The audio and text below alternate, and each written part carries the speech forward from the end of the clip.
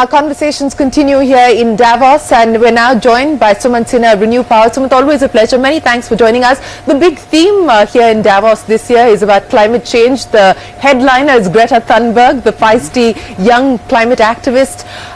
In your conversations that you're having here with people, what's the sense that you get? Is there much more of a serious attempt at making the talk into reality? Well, you know, that's a pretty tough question, Shireen, because I think for the last few years, climate change as a topic has got more and more center stage. And conversations around climate change have continued to increase very substantially. And even this year, one of the, some of the top items of discussion, in fact, at Davos are around climate change. And, they've got Greta Thunberg coming as well, which is terrific. But I think that there's a bit of a difference between the talk that you hear at here at Davos and the actual reality of what is happening in the world. And I think the reality actually right now is that we have much less time than we had anticipated earlier. We're simply not doing enough, and we literally have the next 15 to 20 years in which to make a tangible change on climate change. And my fear is that if we don't do enough, then it's going to become irreversible at some point in time. And as I said, large parts of the world, the US, for example, which as you know is the largest economy in the world right now, countries like Australia, Turkey, Hungary, are really not joining the climate change initiatives on the ground in terms of action steps on the ground. And that is really what is worrying. So conversations like here at Davos, if they actually do lead to people having at least some tangible change in their thought process, I think so much the better. Well, let's talk about back home, because there has been tangible change in India when it comes to the renewable sector. And, speaking specifically about your company, 4,300 megawatts in capacity, another 3,000 megawatts under construction at this point in time. What's the outlook when you look at the year ahead? Well, we've actually got to 5.5 gigawatts of commissioned capacity now, and another 3 gigawatts in the pipeline. But that is just growth, because the sector is growing well in the country, and so therefore along with that, as the leading player, we're also growing our business. Look, I think the government is very serious about meeting the 175 gigawatt target by 2022 end. And very interestingly, now the Prime Minister has even extended the target out to 2030 to 450,000 megawatts now. So clearly the Indian government is very committed to moving forward on renewable energy. And there are very fundamentally important reasons for that. Of course, one is climate change, but the second very important reason is that it's actually the cheapest form of new energy.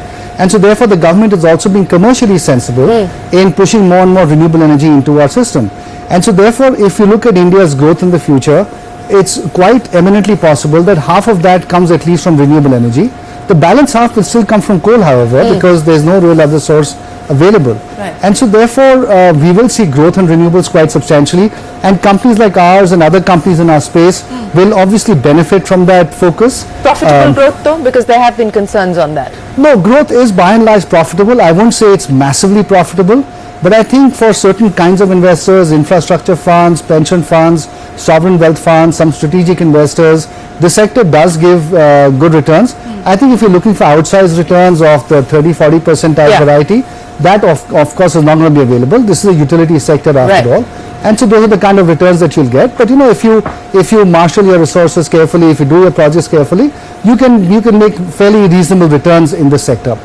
I think it's a sector that is going to require massive investments, and I don't know whether you observed or not, Shireen, but in the National Infrastructure Plan that the Finance Minister announced on December 31st, of the full 102 lakh crore investment, which is about $1.4 trillion, a full 10% was meant to come from renewable energy.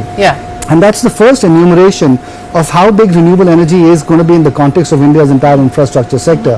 10% for renewables, 24% as a whole for energy. And that also includes transmission build out and so on, which is also coming really out of the renewable energy sector. So given the growth outlook, do you see renewed investor interest, especially foreign investor interest into the sector in India? I mean, you've done a rights issue, you've raised about 2,100 crore rupees. What's the sense that you get about money coming into this sector given the growth perspective? So look, that's a great question, and that is really where you have a bit of a divorce between the opportunity and the reality on the ground. And that's always what happens in India in some measure or the other. We have certain issues going on in the sector right now. There's the issue around sanctity of contracts, which the Andhra Pradesh government is trying to question, and we're all in courts trying to battle against that. The central government is very supportive. And I'm very, I'm quite convinced that ultimately courts are going to rule in our favor, and this issue is going to be put behind us. But while the issue carries on, yeah. exactly, it does lead to uncertainty. Investors do question the whole investment environment in the country, and any investor knows that if they're going to invest in the sector, it'll be for the next 25 years for every project. You can't have people coming around questioning the sanctity of contracts. And the second problem is that even if they question it, the enforcement through the courts takes such a long time that it leads to all of this uncertainty. So I think that is one fundamental problem that has to be addressed. The second is the issues of execution on the ground, where the central government and the state governments are not necessarily always on the same boat. Land acquisition is always an issue. Transmission build out, sometimes lags the actual capacity addition on the ground. And one of the other fairly important issues now is the growth in the power demand. Right. Because ultimately that is linked to growth in the real economy. If the real economy doesn't grow very well, demand for power will also not grow.